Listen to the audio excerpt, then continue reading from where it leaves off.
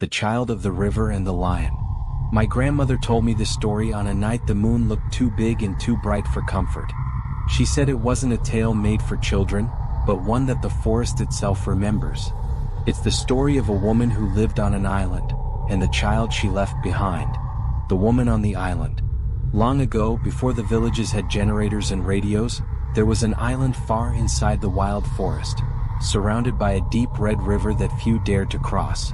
People said the water there had its own mind. Some nights, it glowed faintly as if the moon had melted into it. On that island lived a woman named Nkiru. No one really knew where she came from. Some said she was a widow who lost everything in a village war. Others said she ran from something worse, maybe a curse, maybe a spirit. But she was heavily pregnant, and she built herself a small hut between the trees, far from the noise of people, far from questions. She fetched water from the river. She cooked yam and wild herbs. She prayed to the gods in whispers only the trees could hear. Every evening when the frogs began their chorus, she would hold her belly and hum softly, a song no one else knew. The storm. Then came the night of the storm. The wind rose like a wounded animal. The rain fell so hard it turned the forest paths into rivers. Lightning tore open the sky, showing flashes of Nkiru's small hut, shaking and creaking under the storm. Inside, Nkiru screamed. The time had come. No one heard her. She cried out until her voice broke. The rain swallowed her pain. She fell, weak and bleeding, as thunder rolled over the forest like the footsteps of angry gods. And when the sun came the next morning, the forest was silent again, except for the weak cry of a newborn baby. The boy was small, wrapped in the torn edge of his mother's wrapper. Nkiru's body lay beside him, still, her eyes open toward the sky. But something, had been watching. The lion. From the thick bushes, a lion emerged, massive, golden, its mane heavy with morning dew. It stepped slowly toward the baby. Any other creature would have eaten the child. But this lion only sniffed him, then let out a low rumble, not of hunger but of understanding. It lay down beside the crying child as if to guard him. When night came, the lion didn't leave. It stayed. It even brought food, a rabbit, a piece of fruit knocked down by the storm. The baby slept between its paws, warm against its fur. Days became weeks. The lion carried the baby to the river to drink. It protected him from snakes and vultures. When hyenas came near, it roared until the forest shook. The animals began to respect the lion and the child. They called him the cub of the king, the boy of the wild. Years passed. The boy grew strong, barefoot, and quick as the wind. His skin shone with health, his hair thick and wild.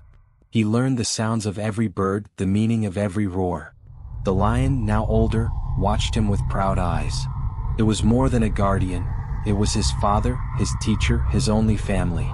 The boy learned to move silently through the trees, to fish from the river with his bare hands, and to call animals by the sound of their cries. One evening, he saw his reflection in the river and asked the lion a question, though the lion could not speak words. "Why am I not like you?" The lion only looked at him, eyes calm and deep. The boy understood. He belonged to both worlds, man and beast, the hunters. Then came the day that changed everything. Hunters from a far village entered the forest. They were chasing a wounded antelope, but when they reached the island, what they saw froze their blood. A young man, no older than 18, sitting beside a lion eating fruit from a leaf. They thought it was witchcraft. When they raised their spears, the lion roared so loud the river rippled. The boy stood, his eyes fierce and wild. "Leave," he said. "This is not your place." But one hunter, too brave or too foolish, threw his spear.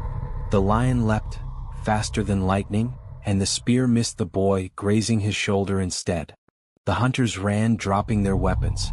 That night, under the moon, the lion licked the boy's wound. The boy wept softly. The forest was his only home. He didn't understand why humans feared him. The lion's death. Time kept moving even in the wild. The lion grew slower, its roars weaker. One evening, it didn't rise when the boy called. The boy sat beside it all night, his hand resting on its mane. When the morning came, the lion was gone. The forest seemed to stop breathing. Even the birds didn't sing. The boy buried the lion beside the river, where his mother had once died. He marked the spot with stones and knelt for a long time. "Thank you," he whispered. Then he stood and faced the jungle. That was the night he became king, the king of the jungle. From that day the animals followed him. The elephants bowed their heads when he passed. The leopards waited for his call. Even the river seemed to move more gently. He didn't rule with fear, he ruled with balance. When lions hunted, they took only what they needed. When elephants tore down trees, they waited for new ones to grow. The forest changed, it became alive in a different way, calmer, wiser. The boy, now a man, was known as Oba of the Wild, the king who spoke with beasts. People from far villages whispered about him. Some said he was a god. Others said he was a curse. None dared to find out. The return. But one day, a woman from the mainland came to the edge of the river. She was old, her back bent, her hands trembling. She said she was Nkiru's sister, the woman who had once lived alone on the island. She called into the forest, her voice breaking with age and sorrow. "Child of my sister, if you live, come." For a long moment there was silence. Then from the trees came a sound, heavy footsteps, calm and steady. The woman gasped when she saw him. Tall, powerful, eyes like burning gold. Behind him, the animal stood watching, silent. She tried to speak, but no words came. He only smiled, placed a hand on her shoulder, and whispered, "Tell them I live." Then he turned and walked back into the forest. The legend. No one ever saw him again. But hunters say sometimes, on full moon nights, they hear a deep roar mixed with a human voice, echoing across the river. They say he still rules, not as a man, not as a beast, but as something greater. The boy born of death, raised by the lion, king of the jungle. And when the wind blows across the island, it carries a whisper only the brave can hear. Blood and roar, man and beast, forever one.